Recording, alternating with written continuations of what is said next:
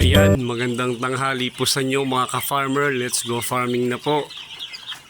Di bali, second day po ng pagbibigay natin sa kanila ng prevention para po sa respiratory.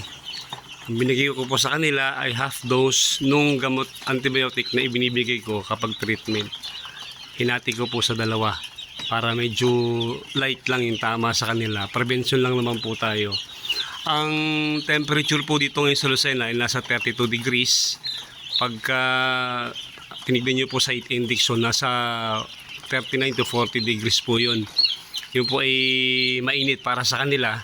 Kaya yung ilaw po ay tinanggal ko muna. Kaya kung mapapansin nyo, iba sa kanila, hinihingal pa. Siguro kailangan magbukas pa ng konting tawing para hindi masyadong mainit sa loob.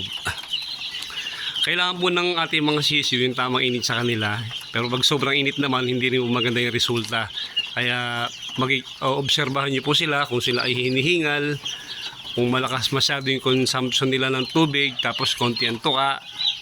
Possible po, pwedeng magkaroon uneven size po kapag ganun. Kapag inom lang ng inom, tapos madalang po yung pagtuka. Yun po ang may-aring maging resulta nung masyadong mainit. Mas kailangan nila ng maraming inom ng tubig kaysa sa kain. Pero so far po sa kanila, okay pa naman po sila. Nagpalit na po ako ng karton. Ayun po, may karton doon, binaba ko kahapon, nagpalit na po. Pero tingin ko kailangan ko na uli mag-alis.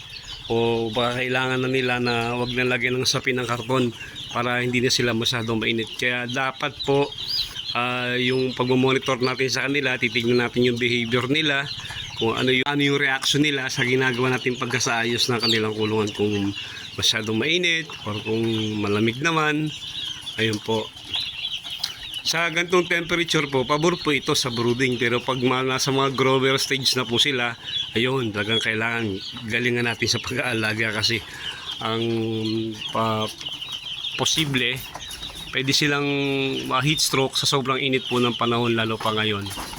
May mga ka-farmer po tayo na nagtanong sa akin, ano daw po yung ginagamit kong probiotic. Yung po ay probiotic na yun po ay homemade lang. Ginagawa lang po namin yun. Tumingin po ako sa YouTube para makita ko yung step by step na ginagawa nila. Okay naman po. Ang tulong po kasi ng probiotic is para mas lumakas pa yung kanilang immune system, maging tuyo yung kanilang dumi, mabawasan ng amoy yung kanilang mga dumi para wag makahatak ng langaw. Pag nagkaroon po kasi ng langaw yung ganitong klaseng kulungan natin, ay malaking problema po yung lalo pa. Po yung bahay ko lang, pumasok sa loob ng bahay yung langaw, magkakaproblema tayo. Kaya prevention, maglalagay tayo ng probiotic para sa kanila. Second day po ng kanilang prevention para po sa respiratory. Last day po nila bukas. After po nun, magbibigay na po ako sa kanila ng probiotic. Pagbigay po ng probiotic, after ilang araw, pwede na po magbigay ng mga vitamins para sa kanila. Pero dapat po, bago mag 10 days, magbigay tayo sa kanila ng second shot or vaccine. Tapos after a week, yun pong para sa yung parang yung nalulumpo sila. Yun po ang ginagawa ko. Nagbibigay po ko ng prevention na antibiotic para mabawasan yung nalulumpo sa kanila. Last time po nung nagbigay po ako doon sa malaking kulungan, halos napakadalang po nagkakaroon ng ganong kaso. Kaya sa assessment ko, okay naman po yung ginawa kong prevention. Kung may pagkakataon po, halimbawa po, nagbigay kayo ng gamot prevention para po sa sipon, tapos nagkaroon pa rin sila. Ang ginagawa ko po noon, halimbawa, napapansin ako may halak, parang may pisik, hinihiwalay ko po sila. Pero base po sa observation ko, maski may sipon naman sila, yung kanilang paglaki hindi naapektuhan. Yung pag nahiwalay nyo sila, pwede kayong magbigay ng treatment sa kanila. Pwede kayong magbigay ng treatment para sa sipon. Hiwalay po sa karamihan. Kung sakasakali man, di iwas hawa na din para hindi mahawa yung kabuuan ng ating mga alaga. Mapapansin nyo po, isa lang po yung painuman natin ngayon. Tinanggal ko po yung isa kasi parang doon sila laging umiinom. Ito po ay yung pares na may gamot. Diyan, obligado po silang uminom dyan para yung prevention natin ay maging effective. Kung mapapansin nyo din, nung nakaraan, medyo maluwag pa sila. Ngayon, may sikip na po sila.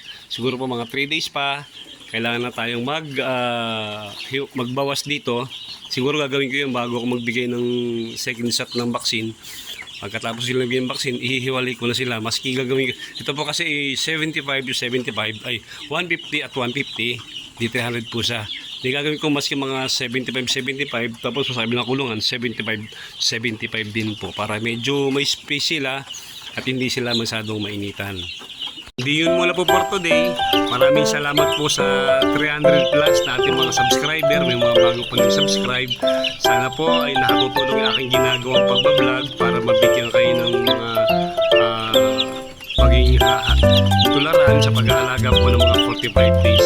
May pera po sa pag-aalaga ng 45 days, may pera po sa pag-farming. Basta tiyaga lang po. Maraming salamat po sa inyo. Mabuhay po kayo.